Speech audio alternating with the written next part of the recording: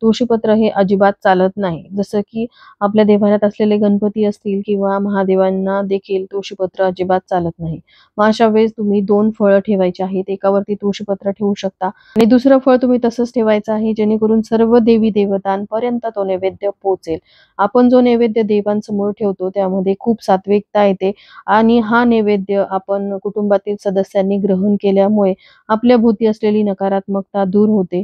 जोही घरामध्ये स्वयंपाक तयार होईल त्याचा नैवेद्य देवांना जरूर दाखवावा. एकादशीच्या दिवशी सर्व सेवा झाल्यानंतर माझी नित्यसेवामध्ये जे स्तोत्रमंत्र मी जपमाळेवरती करते ते देखील मी लगेच करून घेत आहे. आणि याशिवाय एक अतिशय महत्त्वाची सेवा, प्रखर पितृदोषापासून मुक्तता हवी असेल तर ती करावी. ज्यांना वेळ आहे त्यांनी श्रीमद संक्षिप्त भागवताचं पारायण करावं. पण पारायण मी करत नाही तर भगवद्गीतेतील 15वा अध्याय मी एकादशीच्या दिवशी पठण करते. प्राकृतमधला हा अध्याय संस्कृतमध्ये देखील आहे आणि नित्यसेवा स्तोत्रमंत्र या पोथीमध्ये दिलेला आहे.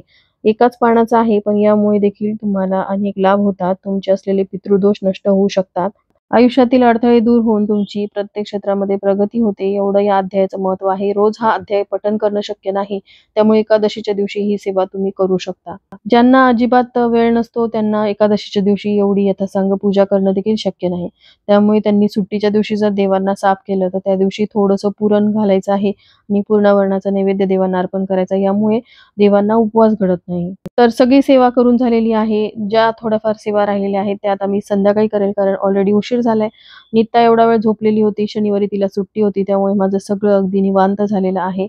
आता आरतीमध्ये मी गणपतींची आरती, महाराजांची आरती आणि नारायणाची आरती अशा 3 आरत्या घेते आणि एक कापूर आरती असते. सगळी देवपूजा झाल्यानंतर मी एक रेडीमेड ब्लाऊज ऑर्डर केलं होतं. संक्रांतीच्या वेळेसच ऑर्डर केलं होतं, पण ते यायला उशीर लागला आणि फायनली ते आलेलं आहे. आता रेडीमेड ब्लाऊजचा खूप ट्रेंड सध्या सुरू आहे. तुम्ही बघितलंही असेल की आजकाल साड्यांसोबतही रेडीमेड ब्लाऊज येतात. 3 साइजचे असतात, पण या ब्लाऊजमध्ये साइजेस अवेलेबल आहेत. त्या साईजनुसार हे तुम्ही ब्लाऊज मागवू शकता. तुम्ही बघू शकता व्हाईट कलरचं आहे आणि हे ब्लाऊज मला आवडलं होतं. कॉटनच्या प्लेन साड्या असतील ना त्यावरती असं ब्लाऊज छान वाटतं आणि याला असे बॅकला बटन दिलेले आहेत आणि मागे असं बो पण दिलेला आहे. छान वाटलं मला आता घालून, म्हणजे ट्राय केल्यानंतर मला समजेल की फिटिंग वगैरे कशी आहे. हे ब्लाऊज पफ स्लीव्हचं आहे आणि हे जे ब्लाऊज आहे मी Instagramवरती एका पेजवरून मागवलं होतं. पण सेम असंच ब्लाऊज Amazonवरती देखील अवेलेबल आहे, Flipkartवरती देखील आहे. मी लिंक देईल तुम्हाला, इन केस मागवायचं असेल तर त्या लिंकची तुम्हाला मदत होईल. क्वालिटी छान वाटली मला ब्लाऊजची. थोडंसं अल्टर करावं लागलं तर मी करून घेईल. आणि तुमच्यासोबत एखादी साडी जर असेल प्लेन तर तिच्यावरती हे ब्लाऊज छान वाटेल, कारण आता कॉन्ट्रास्ट ब्लाऊजचा खूप ट्रेंड सुरू आहे आणि पफ स्लीव्हजची फॅशन जी आहे ती पुन्हा नव्याने येत आहे. जुनीच फॅशन आहे तसं पाहायला गेलं तर.